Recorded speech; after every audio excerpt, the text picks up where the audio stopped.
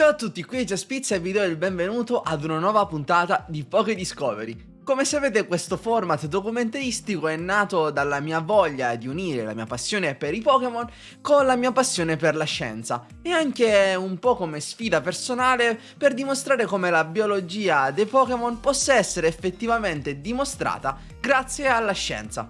Fin qua i primi due video che sono stati pubblicati sul canale e che vi invito a recuperare se non li avete ancora visti sono stati, diciamo, facili da scrivere e da ideare.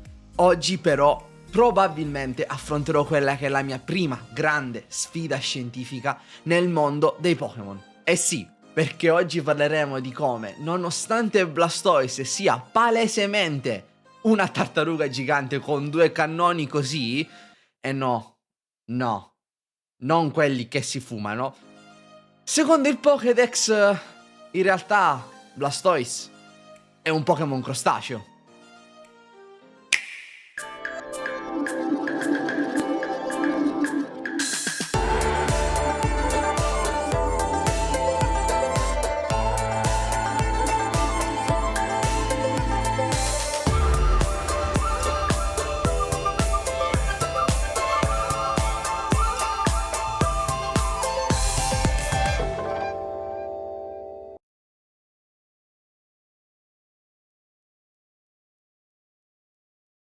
Prima di iniziare vi voglio ricordare che se volete supportare questa serie su YouTube è importantissimo iscriversi al canale e soprattutto attivare la campanellina per ricevere le notifiche sui prossimi video. Tra l'altro siamo vicini ai 100 iscritti, vedete che dovete fare perché è un traguardo importantissimo per ogni streamer. No, non è assolutamente vero. È un traguardo del cazzo che raggiungono quasi tutti tranne io probabilmente perché faccio schifo e sono un fallito, ma va bene lo stesso. Ok. Se da una parte Squirtle e Wartortle vengono classificati come Pokémon tartaghina e tartaruga dal Pokédex, dall'altra Blastoise viene per l'appunto classificato dal Pokédex come un Pokémon crostaceo. Ah! Le solite stronze di Game Freak! E se vi dicessi che scientificamente potrebbe essere possibile? Prima di tutto, per comprendere la vera natura dei Blastoise, tocca come al solito andare indietro nel tempo. Infatti, la linea evolutiva dei Blastoise appartiene all'antico ed ampio ordine delle testudini, che possono essere divise in tartarughe, che vivono in ambienti marini o prettamente acquatici, e in testuggini, che vivono invece sulla terraferma. Le prime prototartarughe comparvero sulla Terra circa 220 milioni di anni fa. Per molto tempo si è discusso sulla natura e sull'origine di questa specie. Solo dopo molteplici studi molecolari si è giunti alla conclusione che le testudini derivino da una famiglia di vertebrati chiamati diapsidi, appartenenti alla sottoclasse dei rettili. Le odierne tartarughe marine ed alcuni Pokémon tartaruga, di cui parleremo nei video futuri di questa serie, discendono da un antenato progenitore che visse sulla Terra circa 220 milioni di anni fa, che viene chiamato Archelon Ischiros. Per questo motivo possiamo affermare che il parente più vicino alla linea evolutiva del Blastoise è la tartaruga liuto, chiamata anche Dermochelis coriacea. La tartaruga liuto è attualmente la tartaruga più grande conosciuta sul pianeta Terra.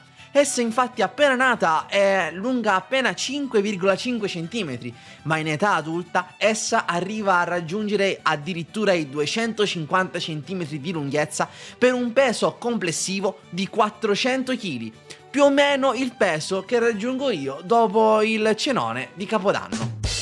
È possibile trovare questo grande rettile in mari caldi e temperati e nonostante le sue immense dimensioni è un abile nuotatore, è infatti in grado di raggiungere addirittura i 10 metri al secondo sott'acqua. Il carapace di questa tartaruga è composto da piccole placche ossee ricoperte da una pelle liscia e cuoiosa, che è spessa e quindi abbastanza resistente, ma al contempo anche flessibile. Ed io lo so che almeno una volta nella vita vi siete chiesti come fa una tartaruga ad avere il guscio sulla schiena.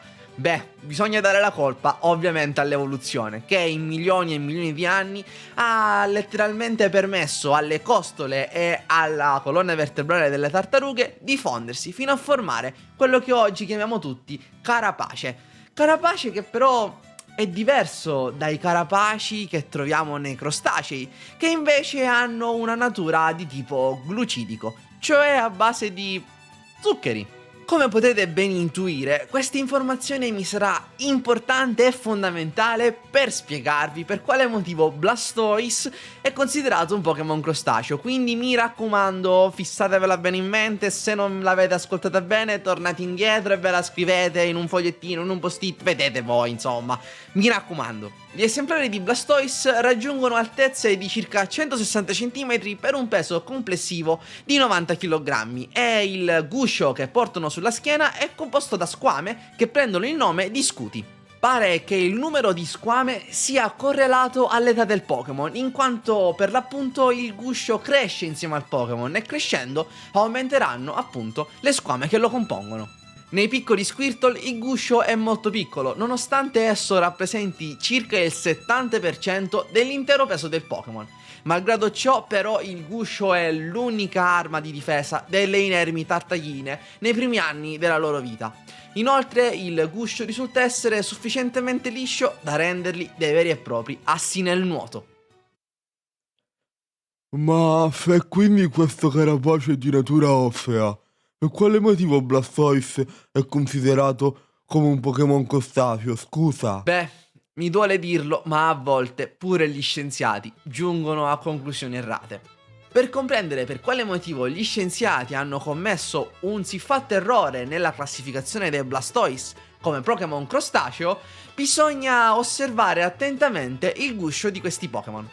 Sin da quando essi sono appena nati, questo presenta un bordo di colore bianco, il cui spessore aumenta con il tempo. Questo bordo è composto principalmente da carbonato di calcio, un sale derivato dall'acido carbonico, che è un solido di colore bianco insolubile in acqua, che viene assorbito su un biomateriale composto principalmente da una molecola glucidica che è la chitina. E scommetto che alcuni di voi hanno già capito cosa sto per dirvi. La chitina, il cui nome deriva dalla parola greca chiton, che significa rivestimento, è un polisaccaride, cioè una macromolecola composta da più unità di zucchero. In questo caso le unità di zucchero che compongono la chitina sono le unità di N-acetilglucosammina.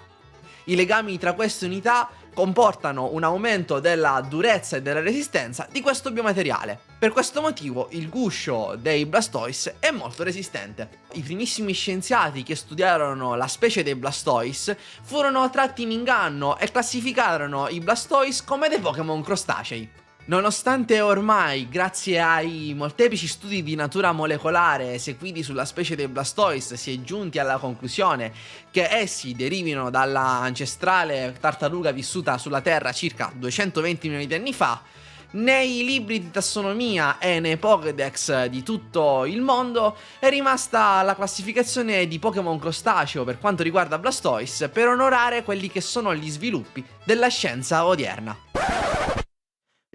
Just, scusami, va bene tutto molto chiaro? Ma una domanda! Maronnero Carmine, ma si può lavorare in queste condizioni? Io dico no, dimmi, qual è il tuo problema? Cos'è che ti assilla? Ma perché i Wartortle l'hanno del pelo bianco che poi perdono una volta e diventati Blastoise? Oh, che domanda interessantissima! Sono sicuro che tutti voi che state guardando ve lo sarete chiesti. No, in realtà lo so che non me ne frega un emerito cazzo e state aspettando di sapere come diamine fanno i Blastoise fichi e fanno un sacco di figli, un sacco di ova, un sacco... Però dovete aspettare, mi dispiace che c'è sta domanda, gliela devo rispondere, mi dispiace. Abbiate un attimo di pazienza. I piccoli di Squirtle crescendo sviluppano una pronunciata muscolatura negli arti inferiori, che gli permette di reggere il sempre più gravoso peso del guscio che cresce insieme a loro, ma anche di muoversi agilmente su due zampe sulla terraferma. Questo però ne complica i movimenti sott'acqua, per questo motivo i Wartortle hanno sviluppato una peluria di colore bianco sia sulla testa che sulla coda, che gli permette di sfruttare la fluidodinamica sott'acqua e quindi di essere più veloci. Inoltre la peluria bianca permette ai Wartortle di immagazzinare all'interno di questa dell'ossigeno, in modo tale da poter rimanere sott'acqua per più tempo. Oh, bene. Adesso che abbiamo risposto a questa interessantissima domanda, direi che possiamo iniziare a comprendere come i Blastoise fanno. Aspetta, io ho un'altra domanda, Just. Ho un'altra domanda. Come cazzo è possibile che Blastoise si trova a due enormi cannoni che escono fuori dal suo guscio? Ma, ma devo parlare Vabbè, ho capito. Rispondo anche a quest'altra domanda. Crescendo, all'interno dei carapaci dei Wartortle si vengono a formare delle sacche che possono contenere moltissima acqua. Questa viene utilizzata come una sorta di propulsione per permettere ai Wartortle di muoversi ancora più agilmente sott'acqua. L'acqua, che contiene moltissimi ioni, tra cui gli ioni calcio, venendo espulsa dal carapace entra in contatto con la chitina nel guscio del Wartortle stesso. Questo con il tempo andrà a formare delle strutture cilindriche che poi saranno nei fatti i cannoni dei Blastoise, che potranno essere utilizzati per spostarsi sott'acqua come fanno i piccoli di Wartortle, ma anche come arma d'attacco. Infatti, crescendo, i Blastoise sviluppano dei muscoli in grado di controllare precisamente questi cannoni. Sebbene essi possiedano questa poderosa arma, i Blastoise si sono dimostrati con il tempo dei Pokémon docili e mansueti. Inoltre non amano per niente vivere vicino a luoghi affollati e per questo è molto più probabile trovarli nelle isolate coste meridionali di Kanto, intenti a mangiare piccoli arbusti o alghe.